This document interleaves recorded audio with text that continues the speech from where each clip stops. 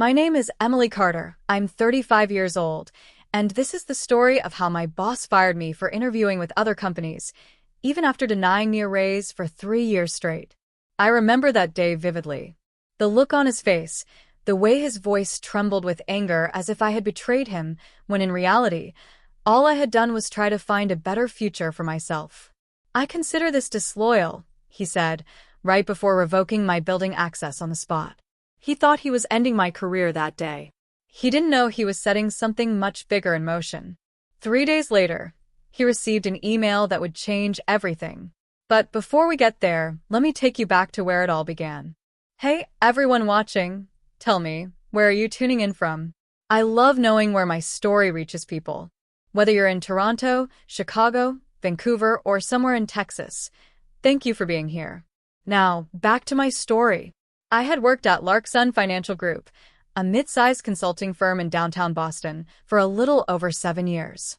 When I started, I was young, hungry, and full of dreams. I believed hard work always paid off, that kindness mattered, and that loyalty would protect me. My boss, Mr. Robert Hayes, was one of those charismatic leaders, the type who gave long speeches about teamwork and family, but rarely lived up to his own words. At first, things were good. Robert would often compliment my dedication. "Emily," he'd say with that charming half-smile, "you're the kind of employee who makes a company proud." I believed him. I stayed late when he asked, I helped my coworkers when they were drowning in projects, and I never once complained about my workload. But after 3 years of glowing reviews with no promotions and no raise, reality started to sink in. The company was growing, and new employees, mostly younger men fresh out of college, were being hired with higher starting salaries than mine. Some even became my supervisors, despite me being the one who trained them. Still, I kept faith.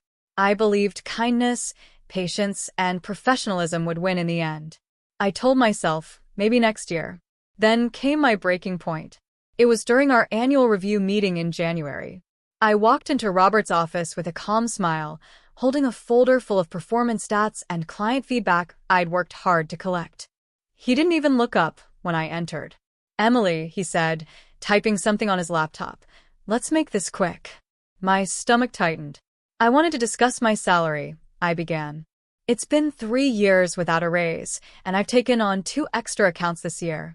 I've also brought in 3 new clients." He interrupted me with a sigh.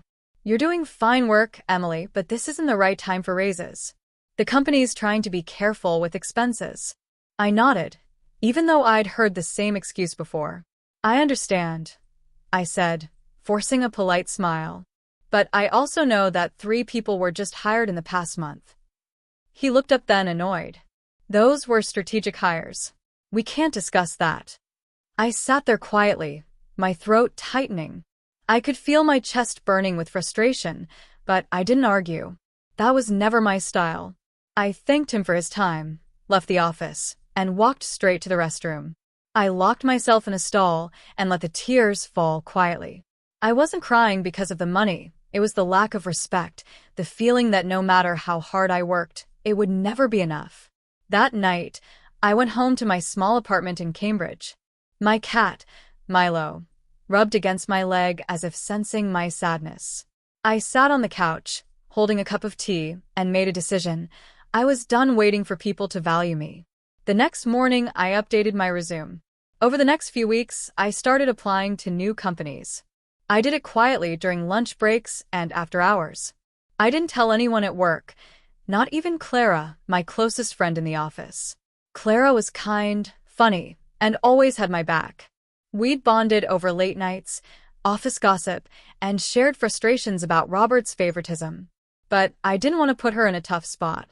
Then, one Friday afternoon, I received an email that made my heart race, an interview request from Henderson and Associates, one of Boston's top financial firms. They'd seen my experience and wanted to meet me on Monday morning. I couldn't believe it. Henderson was known for valuing its employees and offering real growth opportunities. Monday came quickly. I wore my best navy blue suit and my lucky pearl earrings, a gift from my late mother who always told me, "Don't dim your light to make others comfortable." The interview went perfectly. The hiring manager, Ms. Fiona Blake, was warm and professional. She smiled as she said, "We're impressed, Emily. You'd fit in well here." I left the building with hope in my heart for the first time in a long while. But fate, as I would soon learn, has a funny way of testing your patience right before rewarding it. 2 days after that interview, something unexpected happened. I arrived at work early, as always, with my usual coffee in hand. But as soon as I swiped my access card at the building's main door, the light flashed red. I tried again. Still red. The security guard, Mike, frowned. "That's weird, Emily. Let me check." He called the admin office, and after a few seconds, his eyes widened. They said your access has been revoked." My stomach dropped. Revoked? Why? Before he could answer, Robert himself walked out of the elevator. His face was tight, his jaw clenched. "Emily," he said, motioning for me to follow him. "My office. Now."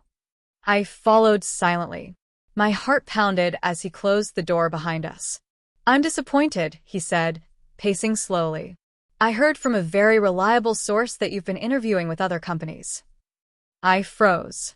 My mind raced. How could he know? I hadn't told anyone. "I didn't think it was a problem to explore opportunities," I said carefully. He scoffed. "It's disloyal. I've invested in you, trained you, trusted you, and this is how you repay me?" I couldn't help but laugh softly. "You've denied my raise 3 years in a row, Robert. I've worked weekends, holidays, and late nights. I'm not leaving out of spite. I'm leaving because I deserve better." His eyes darkened. "You're done here. Pack your things. I'm revoking your access immediately." He walked to his desk, clicked a few buttons on his computer, and looked at me one last time. "Good luck out there, Emily. You'll need it." I stood there, calm, though my hands were shaking. I smiled, straightened my blazer, and said quietly, "Thank you, Robert. I truly wish you well." Then I turned and walked out of that office without a single tear. The air outside felt different that day, lighter, freer. For the first time in years, I didn't feel trapped.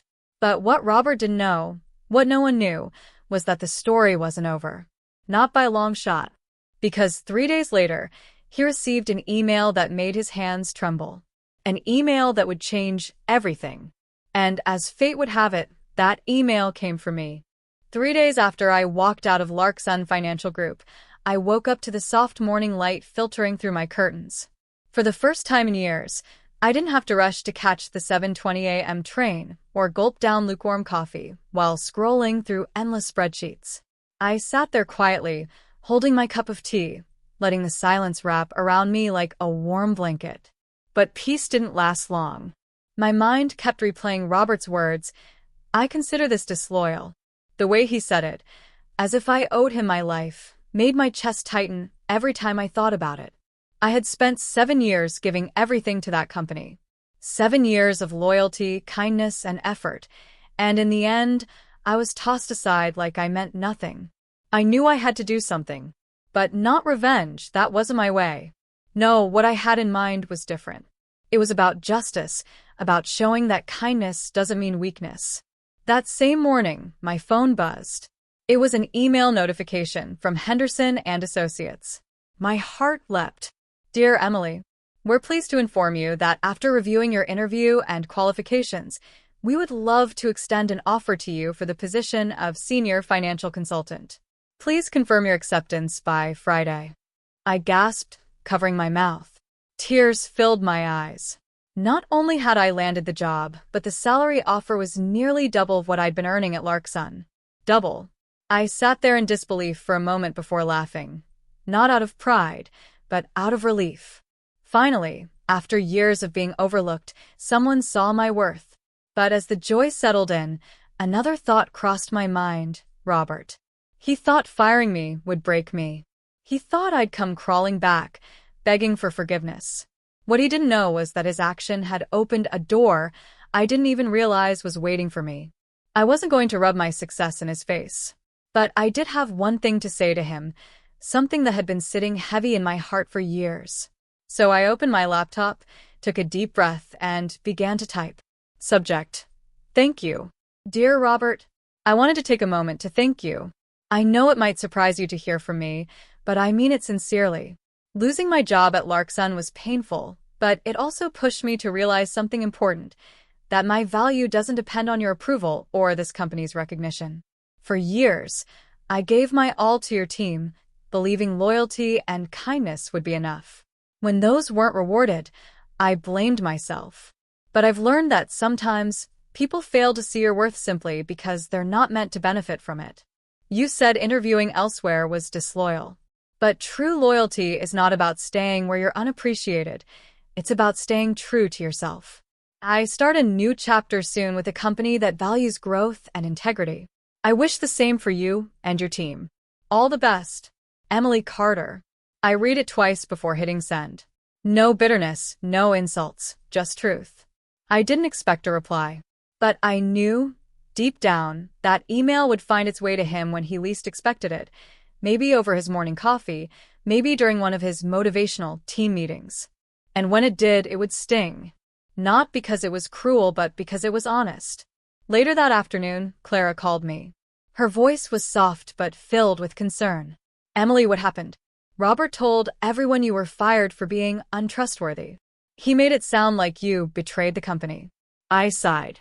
That sounds like him. Everyone's upset, she continued. You are the heart of this office, Em. Without you, the place feels cold. Her words touched me more than she knew. Thank you, Clara. That means a lot. But honestly, I'm okay. Better than okay, actually. I got a new job. She gasped. You did? That's amazing. Yeah, I said, smiling. And guess what? Henderson and Associates. No way. That's huge, Emily. We both laughed, the kind of laughter that comes from shared relief. Then her tone softened. You know, you always said kindness pays off one day. I guess today's that day. Yeah, I whispered. I think it is. But even as we talked, something inside me told me this wasn't the end of my story with Larksun. Because in this life, truth has a way of finding its way to the surface. 2 days later, as I was preparing for my first day at Henderson, I received a text message from an unknown number. Unknown. Emily, it's urgent. Please call me. Clara. My heart skipped a beat. I dialed her number immediately. She answered on the first ring, her voice trembling. Emily, something's happened. What? What do you mean? It's Robert. He's furious. He's been storming around the office all morning. He got some kind of email from you, I think. I froze. Yes, I sent him one. But it wasn't mean or anything. I know, she said quickly. But that's not what I'm talking about. There was another email. One that's got him completely losing it. He's calling an emergency meeting right now. My heart began to race. Another email? From me. That's what he said, Clara whispered. But, Emily, I don't think it was from you. What do you mean? Someone sent something big. And whatever it was, it's shaken the whole company. My hand tightened around the phone. Clara, what did it say? She hesitated. I don't know. No one does. But Robert looked pale when he read it. He rushed into HR and shut the door. People are whispering that it's something serious. I swallowed hard. Serious how? She took a shaky breath. Like legal serious. For a moment, I couldn't speak. My mind spun. Legal serious? But I hadn't sent anything like that. Clara, I said quietly, something's not right. I know, she whispered. And I think whoever sent that email, they wanted it to look like it came from you. The room around me began to blur. My chest tightened with dread. I looked at my laptop, still open on the desk. My sent folder showed only one message, the one I'd written from my heart. Nothing else. But someone out there had decided to use my name for something much darker. And whatever that mysterious email contained, it had already reached Robert. He just didn't know yet how much damage it would cause. The sound of Clara's voice lingered in my ear long after the call ended. Someone wanted it to look like it came from you. Her words looped in my head like a warning bell that wouldn't stop ringing. I sat at my kitchen table, my cup of tea untouched, staring at my laptop screen. My stomach twisted with unease. Who could have done it?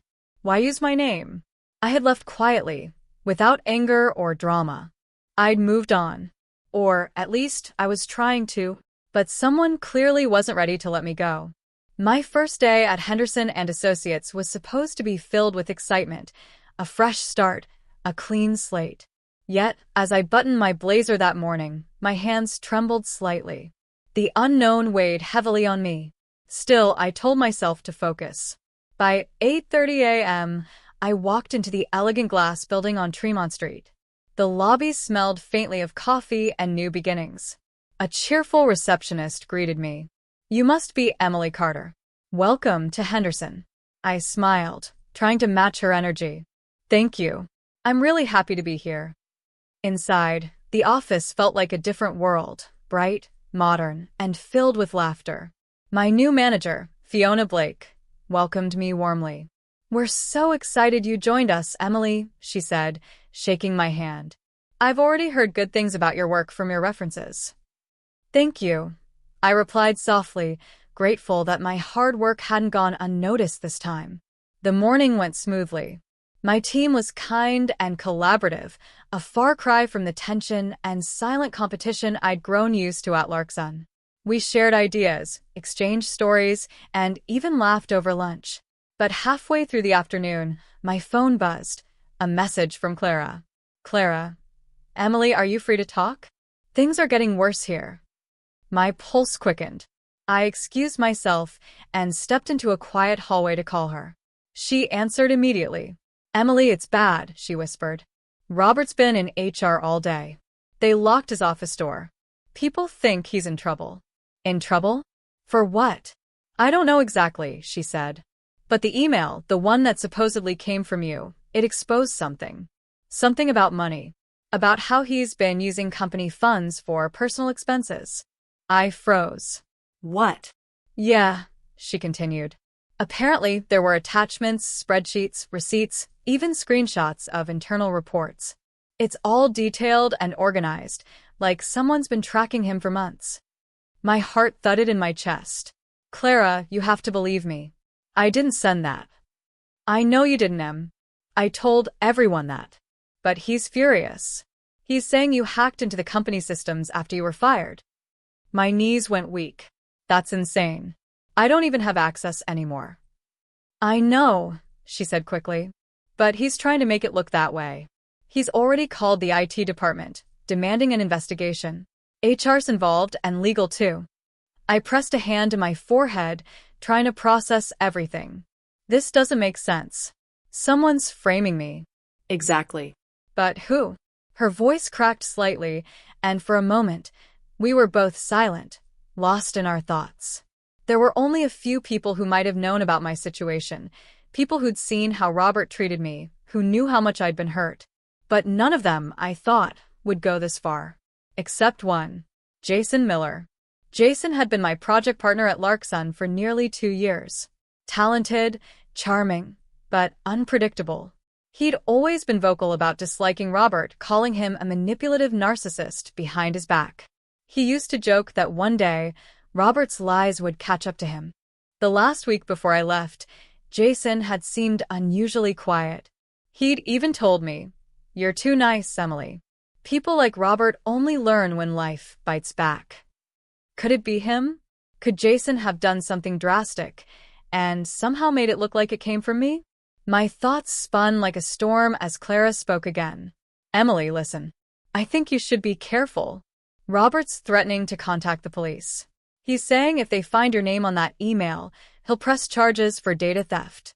My throat went dry. "But I didn't do anything." "I know," she said. "But right now, you need to protect yourself. Do you still have your laptop from Larkson?" I shook my head. "No, they took it when I left." "Then good," she said. "If they can't trace anything to you, you'll be fine. Just stay calm, okay?" "I'll keep you updated." After we hung up, I stood there for a long moment, breathing slowly. My hands were trembling again. This wasn't just an office drama anymore. It was turning into something much darker. That night, I barely slept.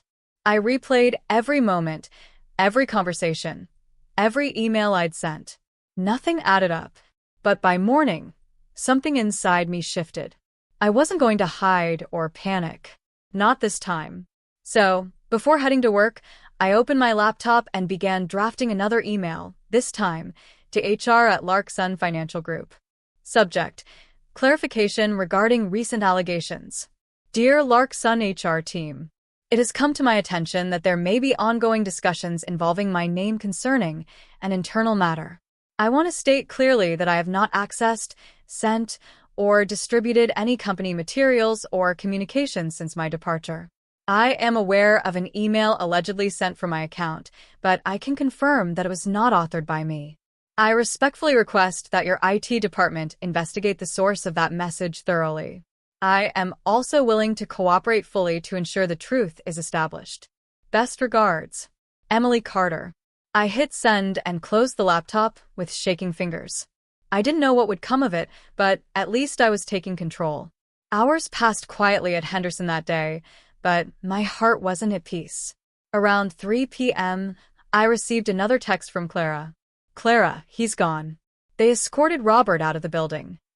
My eyes widened. I read the message twice. Emily, wait, fired. Clara, yes. HR just announced it. Apparently, the audit team found real proof. Everything that email exposed was true. I sat there in stunned silence. It wasn't me. Whoever sent that email hadn't fabricated anything. They had proof, real proof. Clara, he's blaming you till the end. Said he'll find a way to make you pay. But honestly, everyone here knows it wasn't you. People are saying whoever did it probably saved the company. My hands trembled as I read her last message. Saved the company. I didn't know whether to feel relief or fear. Someone out there had just taken down a powerful man, using my name to do it. That night, as I sat in bed with Milo curled up beside me, my phone buzzed again. A new message appeared. Unknown. You're welcome. I froze. No name. No number I recognized. Just 2 words. My heart pounded as I stared at the screen, feeling a chill crawl down my spine. Whoever sent that mysterious email, whoever had just dismantled Robert's entire career, was now reaching out to me. And they wanted me to know it wasn't over. The message glowed on my phone screen like a warning. You're welcome. 2 simple words, but they carried enough weight to make my chest tighten. I stared at the text for a long time, rereading it over and over. No name, no number I recognized, just those words. Whoever it was had my number, knew what had happened, and wanted me to know they were involved. But why? Who would risk so much, hacking into company systems, exposing Robert's corruption, and then contact me afterward? Was it a friend trying to help me, or someone trying to pull me into something bigger? I didn't sleep that night. My thoughts kept racing in circles. By morning, I decided I needed answers, not guesses, not theories, answers. At work, Henderson's office buzzed with normal energy. No one there knew what was going on behind the scenes of my old job, and I wasn't about to tell them. I needed to protect my new beginning. But as I tried to focus on reports, my phone buzzed again. Another message from the same unknown number. Robert had it coming. You don't need to thank me. My hands went cold. Whoever this was, they weren't guessing. They knew what happened. Who is this? I replied quickly. No response. I waited 5 minutes, then 10. Nothing. Finally, I set my phone down and leaned back in my chair, heart racing. This wasn't random. This person wanted me to feel something, maybe fear, maybe gratitude, maybe both. By lunch, I couldn't concentrate anymore. So I went for a walk. Boston streets were crisp with November air, and the maple leaves crunched under my boots. I found a bench near Boston Common and sat there, breathing slowly. I replayed every face from Larkson in my mind. Who could have done this? Clara wouldn't. She was too kind and careful. Mike the security guard? Impossible. The IT guy, Jeremy, maybe? He had the access. But why involve me? Then there was Jason Miller. My gut clenched again. Jason had always walked the line between brilliance and chaos. He was clever, impulsive, and had a habit of digging through company systems when he felt something was off. I remembered once, months before I left, catching him looking through Robert's expense reports. When I'd asked what he was doing, he'd smirked and said, "Just collecting receipts for Judgment Day." At the time, I thought he was joking. Now, I wasn't so sure. That evening, I sat at my kitchen table with my laptop open. I typed Jason's name into LinkedIn, half expecting to see his usual cocky grin staring back. But his profile was gone, deleted. My stomach flipped. Someone had gone off the grid. Just as I was about to shut the laptop, my phone rang. Unknown number again. I hesitated for a moment before answering. "Hello." A deep voice spoke on the other end, calm and slightly amused. "You shouldn't look so worried, Emily." My breath caught. Who is this? Just someone who doesn't like seeing good people get crushed. I stood up, heart pounding. "Jason." There was a short pause, then a quiet laugh. "I knew you'd figure it out." I gripped the phone tighter. "Jason, what did you do?" "What had to be done," he said.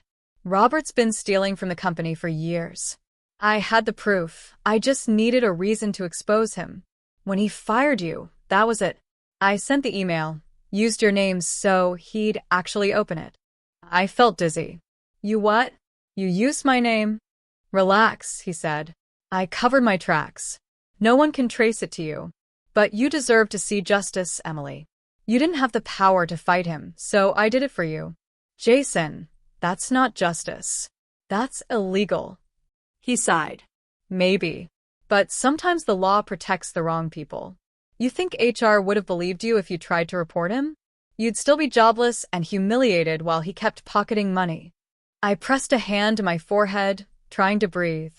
"You can't just decide what's right and wrong, Jason. You've made it look like I did it." "You're fine," he said calmly. "If anyone comes asking, you play innocent because you are. They'll never find me." "Jason, please." He interrupted softly. "You're welcome, Emily. You got your justice. Now live your life." The line went dead. I stared at my phone in silence, my pulse hammering in my ears. Relief and fear battled inside me. He had done something terrible, but for me. Because of me. But as I stood there trembling, I realized something chilling. If Jason was capable of hacking an entire company and framing someone else, what else was he capable of? I didn't trust him. The next morning, Clara called again. She sounded shaken. "Emily, something's happening. They're saying the files that exposed Robert also contain other names. Higher-ups. Maybe even the CEO." My heart sank. "Oh no." "Yeah," she whispered. "The board's calling in investigators. Everyone's panicking. And now they're saying whoever sent that email might be part of a larger scheme. The FBI might get involved." I froze. "The FBI?" "Yeah. And Robert's been telling everyone you're behind it. He's telling the board you had help from someone on the inside. Maybe Jason." The air left my lungs. My worst fear was coming true. That night, I couldn't eat. Couldn't think. I kept imagining agents showing up at my door, questioning me, accusing me. I decided to do the one thing I dreaded most, go back to Larkson. It was Saturday morning. The office was quiet when I arrived. I told the security guard I was there to retrieve a personal item I'd forgotten, and to my relief, he let me in. I walked through the empty halls, memories washing over me. The desks, the hum of the vending machine, the faint smell of stale coffee. Everything felt eerily frozen in time. I reached my old cubicle. Nothing there, of course. But as I stood in silence, something caught my eye, a manila envelope taped under the desk. My heart pounded. I pulled it free. Inside were printed spreadsheets, bank transfers, and internal memos, the same kind of documents Clara said were in that mystery email. But one thing stood out. The top page had a handwritten note. "In case they come for you, keep this. Trust no one. Jay." My breath caught.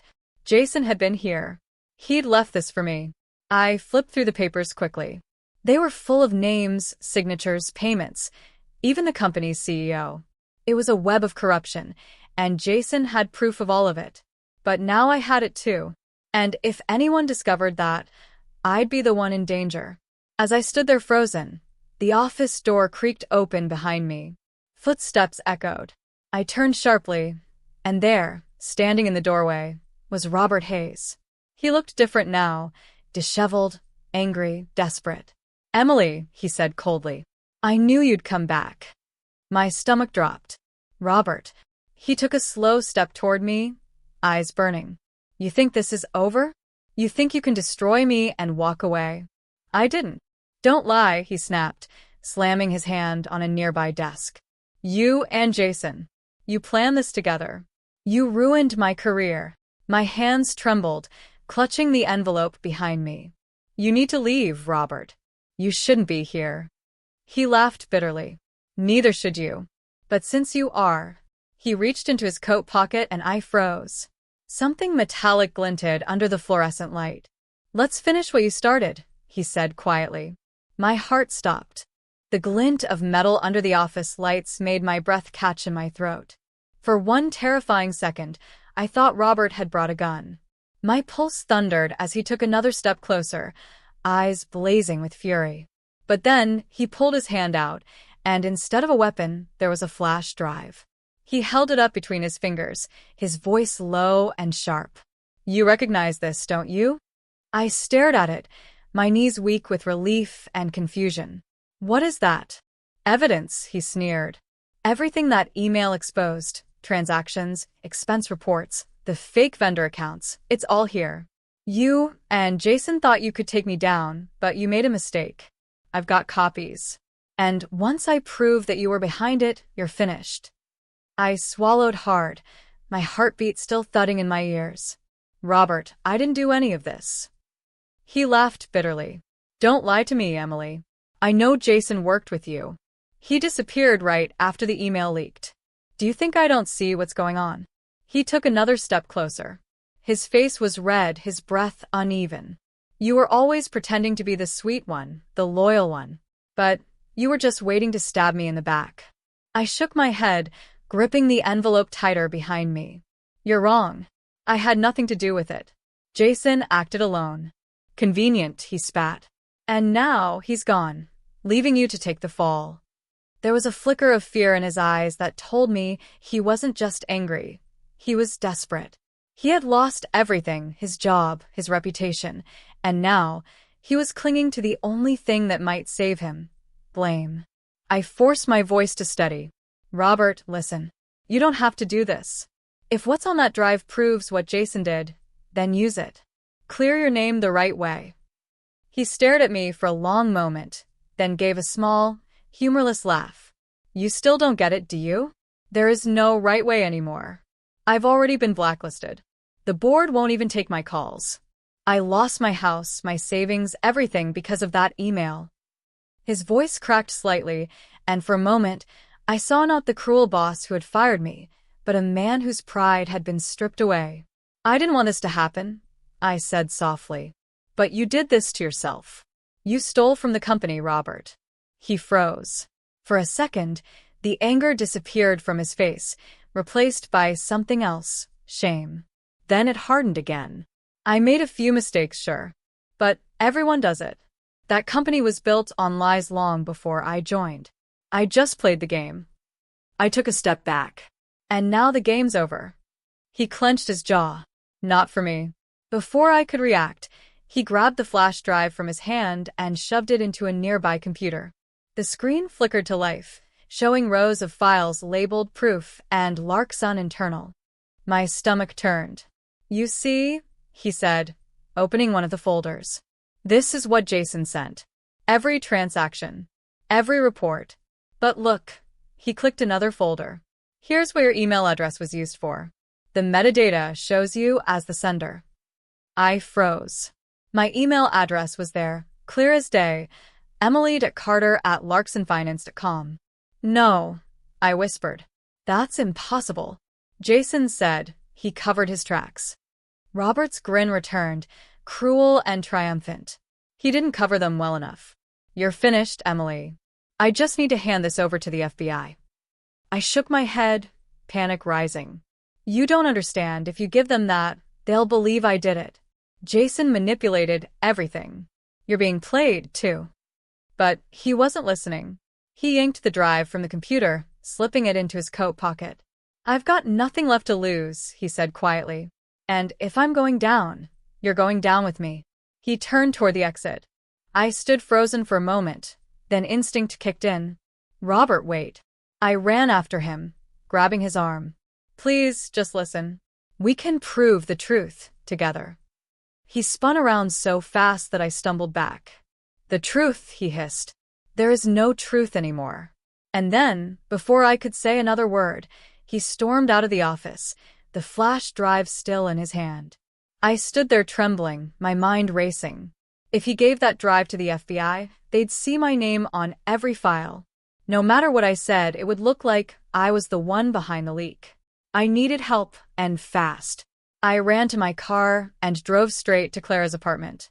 She opened the door, eyes wide. Emily? What's wrong? I held up the envelope.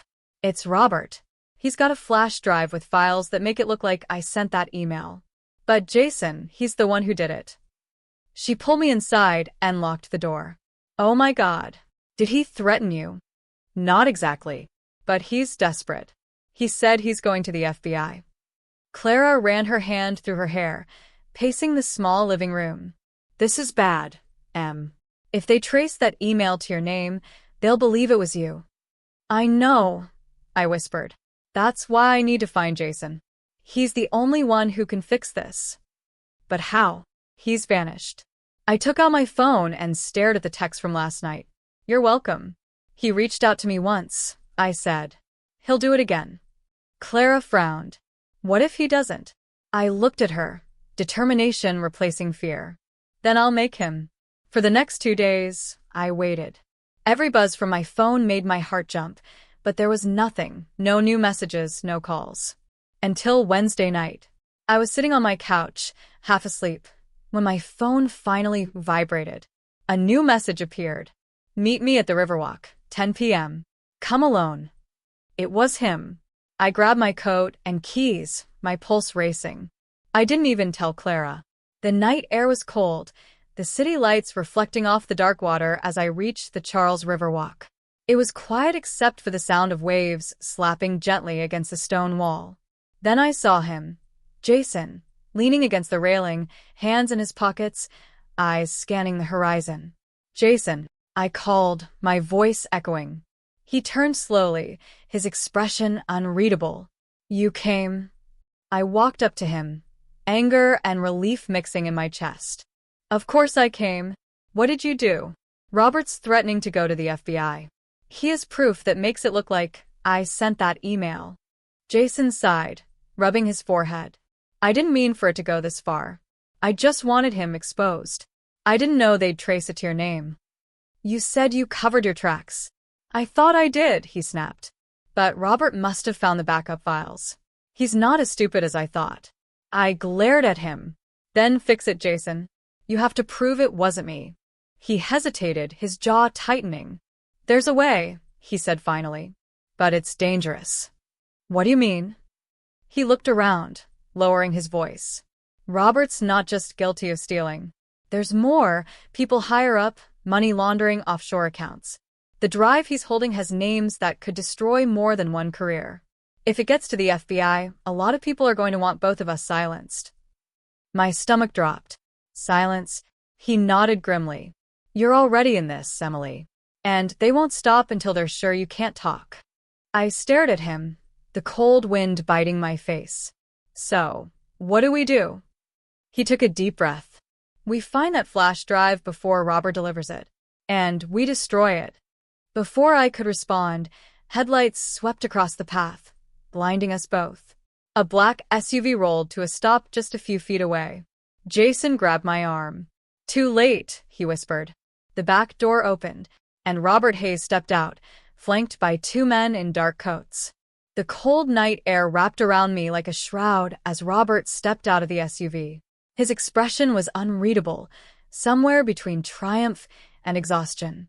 The 2 men beside him were tall, broad-shouldered, and dressed in black from head to toe. The kind of men who didn't ask questions, they just followed orders. Jason's hand tightened around my arm. Emily, stay behind me. Robert's voice cut through the wind like a blade. Well, I had a feeling you'd show up here, Jason. always trying to play the hero. Jason's jaw clenched. You're making a mistake, Robert. This doesn't have to end like this. Robert gave a short, humorless laugh.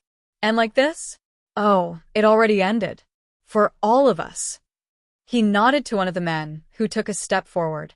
But at least I can choose who takes the fall. I could feel Jason's pulse pounding through his grip. What are you talking about? I asked, my voice trembling. Robert turned to me. You really think this was about the money, Emily? About a few fake vendor accounts? He shook his head slowly. That's what Jason wanted you to believe. Jason's eyes darkened. Don't you dare. Robert smirked. She deserves to know. You think he's protecting you? He used you. You were his cover, his way in. He needed someone clean, someone trustworthy, to access the files without raising suspicion. My chest tightened. That's not true. Jason's silence stretched a beat too long. Jason. I whispered. He finally spoke, his voice low and strained. Emily, I didn't mean for it to happen like that. I was trying to expose the corruption, yes, but I needed someone on the inside. My heart dropped. So you did use me. He stepped closer. At first, maybe. But then I saw what they were doing to you, how they denied you every raise, how they humiliated you, and I wanted to make it right. I swear to you, Emily, I never wanted to hurt you. I backed away, my mind spinning. The ground beneath me seemed to tilt. I didn't know what to believe anymore. Robert watched us with cold satisfaction. Touching. But your little romance doesn't change the facts. I have the flash drive, and the FBI's expecting me in the morning. Jason's face hardened. You're not walking out of here with that drive. Robert smiled faintly. I'm not walking anywhere without protection. He gestured to the men behind him. One of them reached into his coat, pulling out a gun. My breath hitched. Jason grabbed my hand and whispered, "Run." But before we could move, the man stepped forward, blocking our path. Jason, you're under investigation for cybercrimes and data theft, Robert said, his tone suddenly rehearsed, like he was reading from a script. Emily Carter, you're coming with us as a witness. I shook my head, panic rising. No. I'm not going anywhere with you. Robert sighed. I was hoping you'd say that. In a flash, Jason lunged forward, grabbing Robert's arm. The gunman shouted, raising his weapon, but Jason shoved Robert into him, sending both sprawling to the ground. Emily, go, he yelled. I hesitated for one terrified second, then turned and ran. My shoes pounded against the wet pavement as I sprinted down the riverwalk, the sound of chaos echoing behind me, shouts, footsteps, the metallic click of a weapon being cocked. Then a gunshot. The sound sliced through the night like lightning. I stopped dead, heart hammering in my chest. Slowly, I turned around. Jason was on the ground, clutching his side. Robert stood a few feet away, holding the gun, his face pale and trembling. The two men in black backed off, looking uncertain. Jason groaned, blood seeping through his shirt. Emily, get out of here. Jason, I screamed, running toward him. Robert's hand shook as he lowered the gun slightly. He forced my hand, he muttered. He attacked me. You saw it. I dropped to my knees beside Jason, pressing my hands to his wound. You're going to be okay. Stay with me. He looked up at me, his lips curling into a weak smile. You always were too good for this place. Tears blurred my vision. Don't talk like that. Emily, his voice was faint, each word a struggle. The drive. It's not just about Robert. It's everyone. The board, the investors, they're all in it. If you want the truth to come out, you have to take it. Robert's head snapped up. Don't you dare. Jason's hand fumbled inside his jacket, pulling out a small, blood-streaked USB drive. This is the backup. Robert lunged forward, but I grabbed the drive and shoved it into my pocket, standing to face him. Stay back, I shouted. He froze, breathing hard. For a long moment, none of us moved. The sound of sirens wailed faintly in the distance, growing louder. Robert looked toward the flashing lights, then at Jason bleeding on the ground. Panic flickered in his eyes. You called them? I shook my head. No. But maybe someone saw you pull a gun. He cursed under his breath. You don't know what you're getting into, Emily. If that drive gets out, you're next. I took a step closer, my hands shaking. I'd rather face the truth than live like you. He stared at me for a long, tense second, then turned and ran toward the SUV. The tires screeched as it peeled away, vanishing into the night just as the police cars pulled up. Ma'am, stay where you are, an officer shouted. I raised my trembling hands. He's hurt, please help him. Two officers rushed to Jason's side while another guided me toward the curb. The adrenaline drained from my body, leaving me shaking and cold. They questioned me for hours about the meeting, the gunshot, Robert, the drive. I told them everything, or at least everything I could. But I kept one thing secret: the backup drive in my pocket. By dawn, Jason was in the hospital, alive but unconscious. Robert Hayes was gone. And I was left holding the only piece of evidence that could destroy an empire. I drove home as the sun rose over the city, casting long golden lines across the skyline. For the first time in days, I let myself breathe. But deep down, I knew this wasn't over. Because later that morning, as I walked into my apartment, there was a letter slipped under my door. No address, no name. Inside, a single typed line. You have something that belongs to us. The letter slipped from my trembling hands and fluttered to the floor. My first thought was that it couldn't be real, maybe a prank or a coincidence. But deep down, I knew better. Someone knew about the flash drive. The morning light spilled through my apartment windows, but it didn't feel warm or safe anymore. Every sound, a car horn outside, a door slamming in the hallway, made me jump. I sat down on the couch, clutching my phone. Jason was still unconscious at the hospital, and Clara was out of town visiting her parents. I had no one to turn to, and whoever sent that letter clearly knew where I lived. I took the flash drive from my pocket, staring at it as if it might speak. It was small, ordinary, yet it held the power to destroy careers, companies, maybe even lives. Jason's voice echoed in my mind. If you want the truth to come out, you have to take it. And I knew then I couldn't run anymore. I packed a small bag, slipped the flash drive into a locket case, and drove straight to the only person I thought might understand, Detective Mia Hartley, the officer who'd questioned me the night of the shooting. She looked surprised when I showed up at her desk in the precinct, clutching the locket. Emily Carter, she said, raising an eyebrow. You should be resting. What are you doing here? I need to talk to you, I said, lowering my voice. Privately. She led me into a small interview room and shut the door. What's this about? I hesitated, then took out the locket and opened it. The flash drive gleamed under the fluorescent light. This is what they were after. What Robert Hayes was killed over. Her expression hardened. You shouldn't have that, Emily. I know, I said. But if I'd handed it over last night, it would have disappeared. You have no idea how deep this goes. She studied me for a long moment, then nodded slowly. Okay, tell me everything. So I did. From the night I was fired, to Jason's message, to the confrontation by the river. Every detail poured out of me until my voice was shaking. When I finished, she leaned back in her chair. If what you're saying is true, that drive could blow open one of the biggest corporate corruption cases we've seen in years. Then we have to do something, I said. She looked me in the eye. We will. But we have to do it the right way. No leaks, no copies. I'll take it to internal affairs myself. I hesitated, clutching the drive. How do I know I can trust you? Her face softened. Because I became a cop to fight people like them. I studied her for a moment, then finally handed over the drive. That night, I went home feeling lighter for the first time in weeks. Maybe, just maybe, it was finally over. But peace never lasts long.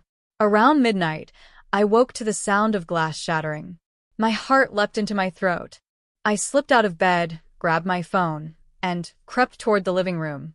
The faint glow of city lights filtered through the curtains, outlining a dark figure moving near the window. I froze. The figure turned. A man, dressed in black, with a mask covering his face. Our eyes met for a split second before he bolted for the door. Hey! I shouted, running after him. But by the time I reached the hallway, he was gone, the door wide open, cold air rushing in. I called the police, my hands shaking. When they arrived, the apartment was a mess, drawers yanked open, papers scattered everywhere. But one thing stood out. On the table where I'd kept the letter, a new one had been left in its place. Next time, we won't just look. That was it. The officers took notes, asked questions, but I could tell from their faces, they thought it was just a burglary gone wrong. I tried to explain the letter, the flash drive, the corruption, but without proof in my hands, it sounded like paranoia. After they left, I sat on the couch, trembling. It was clear now. Whoever I was up against wasn't just Robert or his associates. This was bigger. The next morning, I called Detective Hartley. No answer. I tried again. Still nothing. By noon, I drove to the precinct myself. When I asked for her, the desk officer frowned. Detective Hartley? She's not in today. Do you know when she'll be back? He hesitated, then lowered his voice. She was put on leave this morning. Some kind of investigation. My stomach twisted. Investigation? For what? Internal affairs won't say, he replied. Sorry, ma'am. I walked out of the station in a daze, the world tilting around me. She'd been suspended, the same day I gave her the flash drive. It didn't feel like coincidence. I sat in my car, gripping the steering wheel. Every instinct screamed that something was terribly wrong. If they got to her, they'd come for me next. I started the engine and drove without thinking, heading toward the hospital. I needed to see Jason, to warn him, to make sense of this. When I reached his room, he was awake, pale, weak, but alive. Emily, he said softly, a faint smile flickering across his lips. You made it.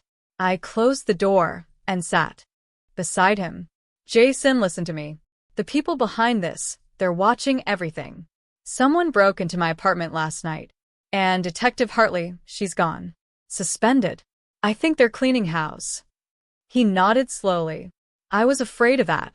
They have power everywhere, Emily.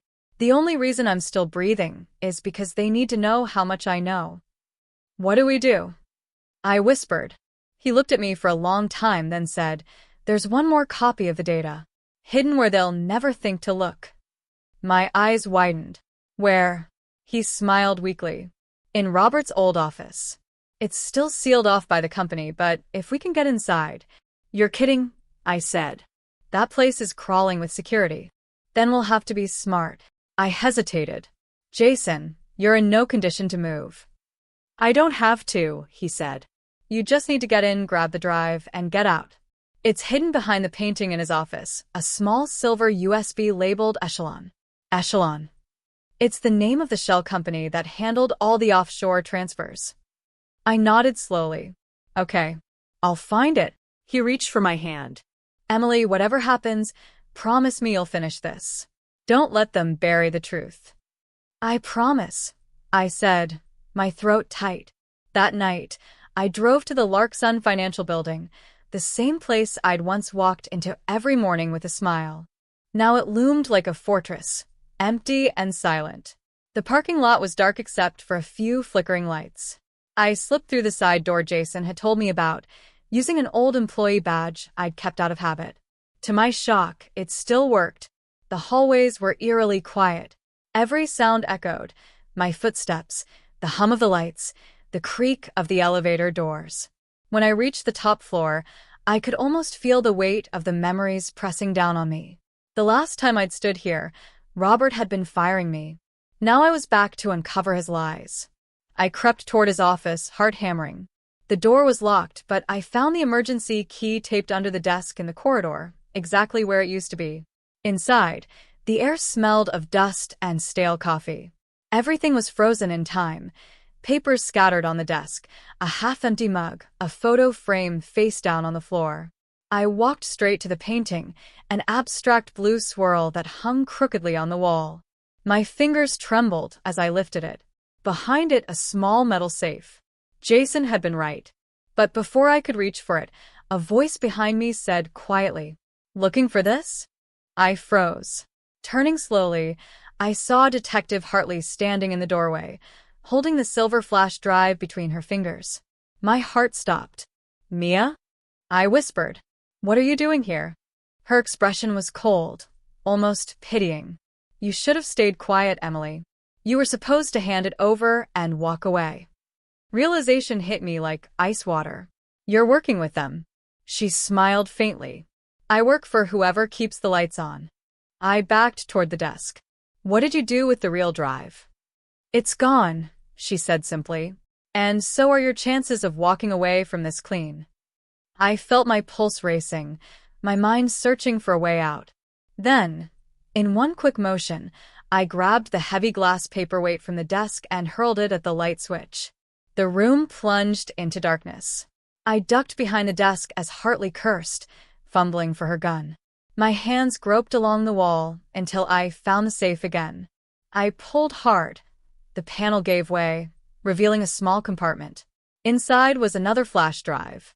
Echelon. Footsteps pounded closer. "Emily," she shouted. "Don't make this harder than it has to be." I didn't answer. I sprinted toward the side exit, clutching the drive in my hand. She fired once. The bullet slammed into the wall inches from my shoulder. I burst through the stairwell door and ran down flight after flight, the echo of her footsteps chasing me. By the time I reached the parking lot, my lungs were burning. I jumped into my car, slammed the door, and hit the gas. In the rearview mirror, I saw her burst through the door, gun in hand, but I was already gone. That night, I didn't go home. I drove straight to a small news station on the edge of the city, one known for whistleblower stories. When the journalist met me in the lobby, I handed him the Echelon drive. "Everything you need is on there," I said. "Just promise me you'll make it public." He looked at me, eyes wide. "Who are you?" I smiled faintly. "Someone who's done being quiet." 3 days later, the story broke nationwide. The headlines blared across every screen. Larkson Financial exposed, multi-million-dollar fraud and political cover UPS unveiled. Robert Hayes was arrested trying to flee the country. Detective Hartley disappeared, leaving behind an empty apartment. And Jason woke up to see his name cleared at last. I watched it all unfold from a quiet cafe across the street, sipping coffee, as the world finally learned the truth. For the first time in months, I felt free. But as I left the cafe, a black car pulled up beside the curb. The window rolled down just enough for me to hear a familiar voice say, "You did well, Emily. But this isn't over." Then the car drove away, and I realized some doors once opened never truly close.